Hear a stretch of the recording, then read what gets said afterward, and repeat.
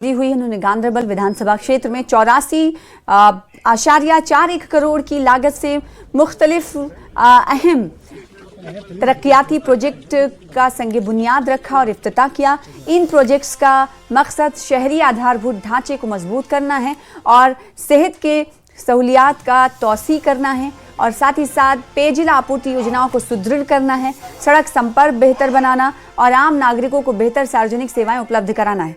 इस मौके पर अधिकारियों और स्थानीय प्रतिनिधियों को संबोधित करते हुए मुख्यमंत्री ने कहा कि सरकार जम्मू कश्मीर में समान और समावेशी विकास के लिए प्रतिबद्ध है। उन्होंने कहा कि विकास का लाभ हर क्षेत्र और हर वर्ग तक पहुंचाना सरकार की प्राथमिकता है। मुख्यमंत्री ने विश्वास जताया कि इन परियोजनाओं के पूरा होने से गांधरबल और आसपास के क्षेत्रों में नागरिक सुविधाओं में उल्लेखनीय सुधार होगा और लोगों के जीवन स्तर में सकारात्मक बदलाव आएगा।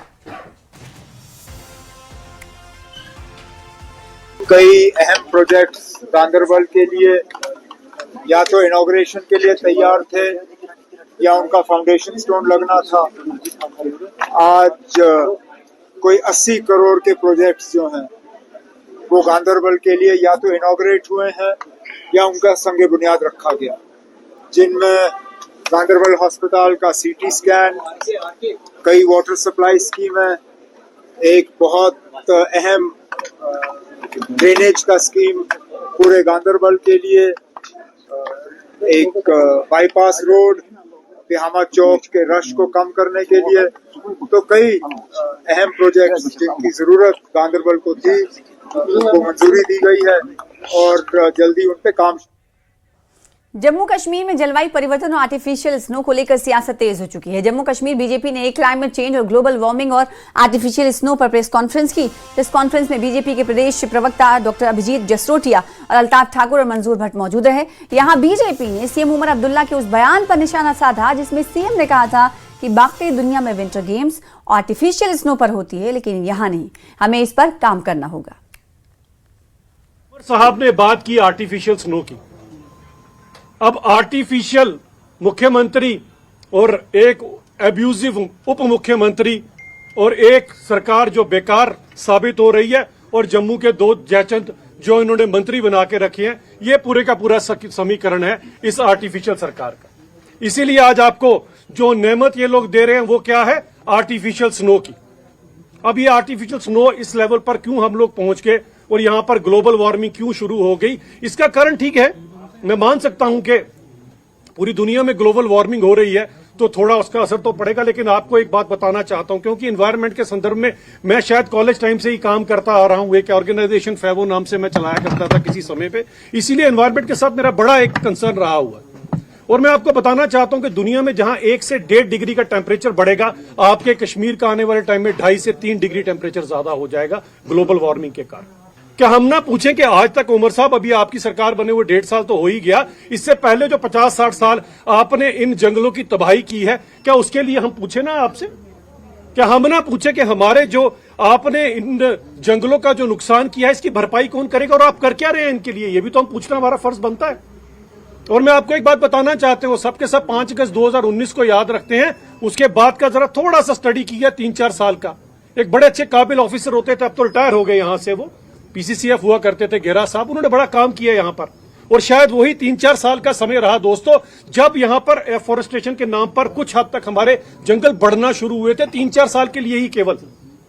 और सबसे बड़ी बात जिसे हम कश्मीर की अजमत कहते हैं, कश्मीर की इज्जत कहते हैं, वो 4 चिनार, अगर आपको पता होगा, उन 4 चिनारों में से जो आप लोग वहां जाते हो, 2-3 चिनार तो सड़ गए, गल गए। इन लोगों ने करोड़ों रुपया उसके लिए खर्चा है। और यही 5 अगस्त 2019 के बाद, क्योंकि आता ये सारे का सारा बागवानी के अंडर वो आते थे, लेकिन ये स्पेशली फॉरेस्ट का इनिशिएटिव लेते हुए उन्हीं ऑफिसर ने उनमें से नए 2 चिनार यहां पर लगाए। आज वो जो अजमत है वो वापस लौट रही है, वरना 4 चिनार को 1 चिनार नाम देना पड़ता। हर चीज आर्टिफिशियल होगी हमारे को। डल लेक का हाल आप देख लीजिए, यही पिछले 3-4 साल में मैंने पहली बार डल लेक साफ होती हुई देखी। इससे पहले मैंने भी मुझे पता डल का क्या हाल। और वुलर, आस्ता आस्ता तो वुलर मुझे लगता है वो जमे दूरनी के एक तालाब बन जाएगा, उसे वुलर लेक के नाम पर कोई याद नहीं रखेगा। दिन बर दिन सिकुड़ रही है और ये कितना गंभीर विषय जिसके ऊपर कोई बात नहीं करता है। ये जो कायनात, ये जो वातावरण, ये जो पेड़ पौधे हैं, ये उधार है हमारे लोगों पर, हमारे बच्चों का। हमने अपने बच्चों से उधार लिया है कल हमने उनको ये वापस करना है, कैसे करने, क्या याद करेंगे हमारे बच्चे कि हमारे लोगों ने कोई काम नहीं किया था, हमारे बुजुर्ग हमें ग्लोबल वार्मिंग देख करके। हमें ये अब शीन भी नहीं नजर आती है, आती कब है चली कब जाती है। चिल्ले कलाम सिर्फ नाम का चिल्ले कलाम रह गया, बाकी सियासत छोड़ दीजिए जनाब, ये सबसे गंभीर इशू है। और अगर कश्मीर में ये सब चीजें नहीं है तो कश्मीर में बताना चाहता हूं कि कश्मीर कश्मीर ही नहीं रहेगा। सोच लीजिए 2.5 से 3 डिग्री का टेम्परेचर जब बढ़ जाएगा यहां पर, तो कौन सा ग्लेशियर पीछे बचेगा, पानी कहां से मिलेगा पीने के लिए जनाब? सोचा इसके ऊपर? क्या आर्टिफिशियल पानी लाकर देंगे उमर साहब? क्या क्या आर्टिफिशियल मिलेगा हमारे को? कांग्रेस के chief spokes person Ravindra Sharma ने आई समिट मामले में कांग्रेस के नेशनल यूथ प्रेसिडेंट उदय भानु चिप की गिरफ्तारी को लेकर इन सरकार पर निशाना साधा है। उन्होंने कहा है कि कांग्रेस के यूथ एक्टिविस्ट बेरोजगारी, यूएस ट्रेड डील वगैरह जैसे मुद्दों को हाईलाइट करने के मकसद से शांति से प्रोटेस्ट कर रहे थे। उन्होंने कहा कि केंद्र सरकार फ्रस्ट्रेटेड है और इसीलिए कांग्रेस एक्टिविस्ट्स के खिलाफ एक्शन ले रही है।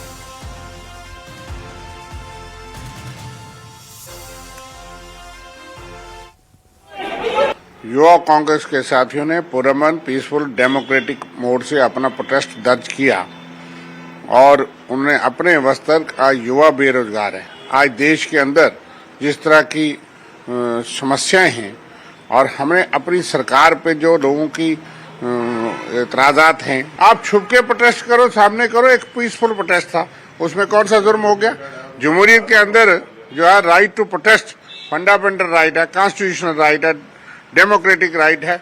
कौन सी किसी को कोई उन्होंने वायलेंस की है, हिंसा की है, क्या जुर्म हुआ है? तो आप मोदी जी के खिलाफ पोस्ट लगाओ तो एफआईआर लगते हैं। आप नेहरू से लेकर के सारे खानदान और सारी लीडरशिप गालियां बको, उस पर कोई एतराज नहीं है। उस वक्त शर्म नहीं आती कि हम देश के उन स्टालवार्स को बदनाम करते हैं। हम जम्मू कश्मीर के उन युवाओं को, जम्मू कश्मीर में बहुत बड़ा टैलेंट है, अगर उसको उभारा जाए, उसको मौका दिया जाए, और भी कामयाबियां मिल सकती हैं। हमारे युवा जांबाज हैं, जम्मू कश्मीर के पहाड़ों पे उस तरह से रहते हैं, तो बहुत ही मैं समझता हूं कि मुबारकबाद देता हूं सरकार को भी, युवाओं को। और बीजेपी यूनिट गांधरबल ने नए बने Bharatiya Janata party Yuva Morcha district president शरीफ रफीक के सम्मान में टाउन हॉल में एक सम्मान समारोह का आयोजन किया। इस प्रोग्राम में चल रहे प्रशिक्षण महाअभियान 2026 के तहत एक वर्कशॉप भी हुआ, जिसका मकसद ऑर्गेनाइजेशनल स्ट्रक्चर को मजबूत करना और पार्टी वर्कर्स की काबिलियत को बढ़ाना था। इस दौरान डिस्ट्रिक्ट प्रेसिडेंट गुलाम हसन राथर ने रफीक को उनकी नियुक्ति पर बधाई दी और उनकी लीडरशिप पर भरोसा जताते हुए कहा कि यूथ विंग पार्टी को जमीनी लेवल पर मजबूत करने में अहम भूमिका निभाती है। उन्होंने पार्टी की पहुंच और असर को और बढ़ाने के लिए कई नई स्ट्रैटेजी और ऑर्गेनाइजेशनल कोशिशों पर भी जोर दिया। उम्मीद है कि मैं पार्टी में आगे काम करूंगा और यूथ को अपने साथ जोड़ूंगा और उनको आगे बढ़ाऊंगा और पार्टी की जो कमीशन है वो आगे बढ़ाऊंगा और कोशिश करूंगा कि यहाँ पर बीजेपी का जो प्लेटफॉर्म है वो मजबूत हो। टाउन हॉल में एक वर्कशॉप था जिसकी क़यादत हमारे प्रभारी साहब आरिफ राजा कर रहे थे। उसके साथ साथ आपने देखा होगा कि हमारी जो संगठन है, जो हमारी पार्टी है, उसने एक लिस्ट निकाला था युवा मोर्चा का। उसके प्रेसिडेंट हमारे शारिब साहब है और आज हमने फेलिसिटेट किया है शारिब साहब को, ताकि ये आगे आके काम करें, डिस्ट्रिक्ट में जितने भी युवा है उनके लिए काम करें। श्रोमणी अकाली दल जम्मू कश्मीर ने अलग जम्मू राज्य के विचार को ये कहकर खारिज कर दिया कि ये कुछ सांप्रदायिक लोगों का अलग अलग समुदायों के बीच नफरत फैलाने का एजेंडा है। मीडिया से बातचीत करते हुए संगठन के जनरल सेक्रेटरी चरणजीत सिंह ने कहा कि जम्मू कश्मीर 5 अगस्त 2019 को पहले ही 2 हिस्सों में बंट चुका है, इसलिए वो हर उस विचार को खारिज करेंगे जो अलग जम्मू राज्य के विचार का समर्थन करता है। ਇਹ ਸਾਡੀਆਂ ਜੋ ਸਿੱਖ ਜਥੇਬੰਦੀਆਂ ਨੇ, ਖਾਸ ਕਰ ਸ਼੍ਰੋਮਣੀ ਅਕਾਲੀ ਦਲ ਅੰਮ੍ਰਿਤਸਰ, ਇੰਟਰਨੈਸ਼ਨਲ ਸਿੱਖ ਫੈਡਰੇਸ਼ਨ, ਜੇਕੇ ਸਿੱਖ ਕੌਂਸਲ ਅਤੇ ਸਿੱਖ ਸਟੂਡੈਂਟ ਫੈਡਰੇਸ਼ਨ ਵੱਲੋਂ ਕੀਤੀ ਜਾ ਰਹੀ ਹੈ। ਔਰ ਕਿਉਂਕਿ ਸਾਡੀ ਇੱਥੇ ਜੰਮੂ ਕਸ਼ਮੀਰ ਦੇ ਵਿੱਚ ਪਿਛਲੇ ਕੁਝ ਦਿਨਾਂ ਤੋਂ ਬਹੁਤ ਹੀ ਮਹੱਤਵਪੂਰਨ ਕੁਝ ਐਸੇ ਇਸ਼ੂਜ਼ ਨੇ ਜਿਹੜੇ ਅਸੀਂ ਬਹੁਤ ਕੰਸਰਨਡ ਆ ਉਹਨਾਂ ਨੂੰ ਲੈ ਕੇ, ਔਰ ਉਸੇ ਕਰਕੇ ਅਸੀਂ ਇਹ ਪ੍ਰੈਸ ਕਾਨਫਰੰਸ ਕੀਤੀ ਹੈ। ਇਸ ਤੋਂ ਪਹਿਲਾਂ ਸਾਡੀਆਂ ਜਿਹੜੀਆਂ ਸਿੱਖ ਜਥੇਬੰਦੀਆਂ ਨੇ, ਸਾਡੇ ਜਿਹੜੇ ਸਿੱਖ ਨੁਮਾਇੰਦੇ ਨੇ, ਅਸੀਂ ਸਾਰਿਆਂ ਦੇ ਨਾਲ ਡਿਸਕਸ਼ਨ ਕਰਕੇ ਇਹ ਫੈਸਲਾ ਕੀਤਾ ਹੈ ਕਿ ਅਸੀਂ ਇਹਨਾਂ ਮੁੱਦਿਆਂ ਤੇ ਆਪਣਾ ਰਿਐਕਸ਼ਨ ਜਿਹੜਾ ਹੈ ਉਹ ਅਸੀਂ ਜ਼ਾਹਿਰ ਕਰਾਂਗੇ।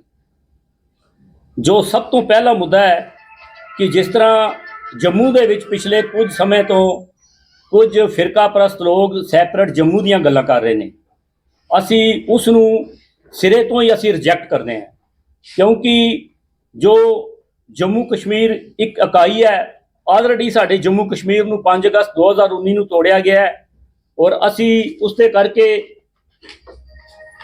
ਅਸੀਂ ਉਸ ਵਕਤ ਵੀ ਪ੍ਰੋਟੈਸਟ ਕੀਤਾ ਸੀ ਔਰ ਇਹ ਜਿਹੜੀਆਂ ਆਵਾਜ਼ਾਂ ਜੰਮੂ ਦੇ ਵਿੱਚ ਉੱਠ ਰਹੀਆਂ ਨੇ ਅਸੀਂ ਸਮਝਦੇ ਹਾਂ ਕਿ ਇਹ ਜੰਮੂ ਕਸ਼ਮੀਰ ਦੀ ਜਿਹੜੀ ਸੈਕੂਲਰਿਜ਼ਮ ਹੈ, ਕਮਿਊਨਲ ਹਾਰਮੋਨੀ ਹੈ, ਸਾਡੀ ਡਿਵੈਲਪਮੈਂਟ ਹੈ, ਪੀਸ ਹੈ, ਉਸ ਦੇ ਲਈ ਖਤਰਾ ਹੈ। ਕਿਉਂਕਿ ਇਹ ਜੋ ਨਫ਼ਰਤ ਦਾ ਏਜੰਡਾ ਚਲਾਇਆ ਜਾ ਰਿਹਾ ਹੈ, ਸਾਡੀ ਸਿੱਖ ਕਮਿਊਨਿਟੀ ਪੂਰੀ ਇਸ ਦੇ ਖਿਲਾਫ ਹੈ ਔਰ ਅਸੀਂ ਡਟ ਕੇ ਜੋ ਸੈਪਰੇਟ ਜੰਮੂ ਦੀਆਂ ਗੱਲਾਂ ਕੀਤੀਆਂ ਜਾ ਰਹੀਆਂ ਨੇ ਅਸੀਂ ਉਸ ਦਾ ਵਿਰੋਧ ਕਰਾਂਗੇ ਔਰ ਅਸੀਂ ਨਾਲ ਹੀ ਡਿਮਾਂਡ ਕਰਦੇ ਹਾਂ ਕਿ ਜੋ ਸਾਡੀ 5 ਅਗਸਤ 2019 ਦੀ ਪੋਜੀਸ਼ਨ ਸੀ ਜੰਮੂ ਕਸ਼ਮੀਰ ਦੀ ਉਹ ਫੌਰਨ ਬਹਾਲ ਕੀਤੀ ਜਾਏ। ਸਾਡਾ status of state with special status ओबा।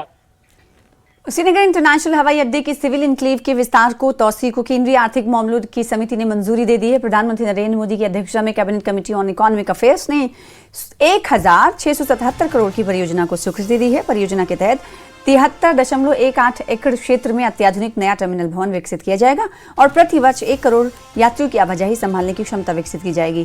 इस परियोजना को 5 स्टार ग्रीन रेटिंग हासिल करने के लक्ष्य के साथ विकसित किया जाएगा और इसके पूरा होने के बाद पर्यटन और स्थानीय अर्थव्यवस्था को बड़ा बढ़ावा मिलेगा। डल झील और शंकराचार्य मंदिर जैसे स्थलों तक कनेक्टिविटी बेहतर होगी। एयरपोर्ट को अब एक्सपेंड किया जाएगा। जो यहाँ पर पैसेंजरों की मांग थी, क्योंकि श्रीनगर इंटरनेशनल एयरपोर्ट पर काफी तादाद में जो है पैसेंजर पहुंचते हैं, ऐसे में यहाँ पर पैसेंजर इसकी एक्सपेंशन का मुतालबा कर रहे थे। अब सेंट्रल इकोनॉमिक अफेयर्स कमेटी जिसकी सदारत पीएम नरेंद्र मोदी ने की, उन्होंने इसकी एक्सपेंशन को अप्रूव किया है और उसके लिए 1677 करोड़ जो है फंड्स वागुजार किए हैं और इस दौरान अब इसकी एक्सपेंशन होगी। सिविल ऑपरेशंस के लिए अलग से बिल्डिंग होगी और इसमें अलग से पार्किंग स्पेस होगी जिसमें तकरीबन 1000 गाड़ियां उसमें आ सकती है, यानी मल्टी लेवल कार पार्किंग ये बनाई जाएगी। इसके अलावा एयरक्राफ्ट्स के लिए 15 एयरक्राफ्ट्स के लिए पार्किंग बे तामीर किया जाएगा। साथ ही श्रीनगर इंटरनेशनल एयरपोर्ट को जो हम कह रहे हैं एक्सपेंशन होगा, इसमें कई तरह के जो पैसेंजर्स को सहूलतें हैं वो फराहम होंगी, खासकर क्योंकि जिस तरह से मैंने पहले ही कहा पार्किंग को लेकर यहाँ पर प्रॉब्लम थी, अब वो मसला हल होगा। मल्टी लेवल कार पार्किंग उसको तामीर किया जाएगा। सिविल ऑपरेशन के लिए अलग से बिल्डिंग तामीर की जाएगी। 15 एयरक्राफ्ट के लिए पार्किंग बे तैयार की जाएगी और ये जो एक्सपेंशन है, ये जो कैपेसिटी इसकी बढ़ाई जाएगी और कहा जा रहा है तकरीबन 1 साल में 10 मिलियन पैसेंजर उसमें आ सकते हैं। आप खुद अंदाजा लगा सकते हैं किस कदर ये सहूलत होगी और कितना फायदा श्रीनगर इंटरनेशनल एयरपोर्ट पर पैसेंजरों को होगा। न्यूज़ 18 के लिए श्रीनगर इंटरनेशनल एयरपोर्ट से मैं आबिद हुसैन। और जम्मू कश्मीर में वंदे भारत के नए रूट का ऐलान कर दिया गया है। अब जम्मू से श्रीनगर वंदे भारत ट्रेन चलेगी। 1 मार्च को पहली वंदे भारत जम्मू से रवाना होकर श्रीनगर पहुंचेगी। इससे पहले वंदे भारत एक्सप्रेस दिल्ली से कटरा और कटरा से श्रीनगर रूट पर चलती थी। दिल्ली से कटरा की दूरी तय करने में इसे 8 घंटे 20 मिनट और फिर कटरा से श्रीनगर दूरी तय करने में 3 घंटे लगते थे। अब रेलवे जम्मू से श्रीनगर वंदे भारत का संचालन करने जा रहा है। इसमें 4 घंटे 50 मिनट का वक्त लगेगा।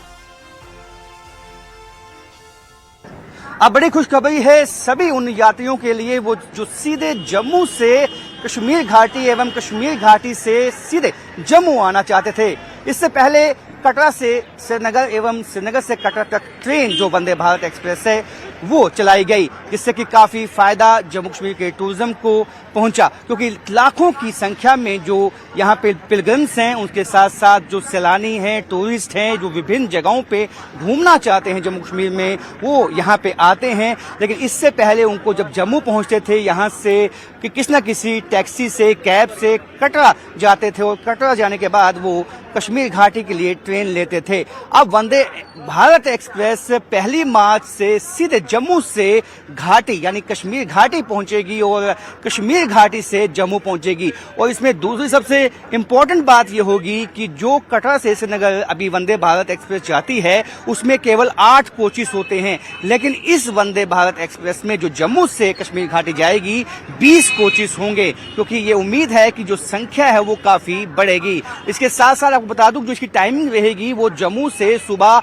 6:15 बजे ये डिपार्ट होगी वंदे भारत एक्सप्रेस। कटरा से होते हुए ये कश्मीर घाटी लगभग 11 बजे पहुंचेगी और वहीं उसी दिन लगभग 2 बजे कश्मीर घाटी से वंदे भारत एक्सप्रेस चलेगी, जो वापस यहाँ पे 6:50 पे जम्मू पहुंचेगी, जिससे काफी फायदा यहाँ की टूरिज्म इंडस्ट्री को, बिजनेस कम्युनिटी को होने का फायदा है। और सैलानियों को जो पहले दिक्कत आती थी कुछ, वो अब दिक्कत कम होने की आशंका है। अब रेलवे अथॉरिटीज जो तैयारियां हैं 1 मार्च के लिए जब यहाँ से ट्रेन कश्मीर घाटी जाएगी, उसकी तैयारियों में जुट चुकी है। कैमरामैन चांद के साथ राजन वैद, न्यूज़ 18।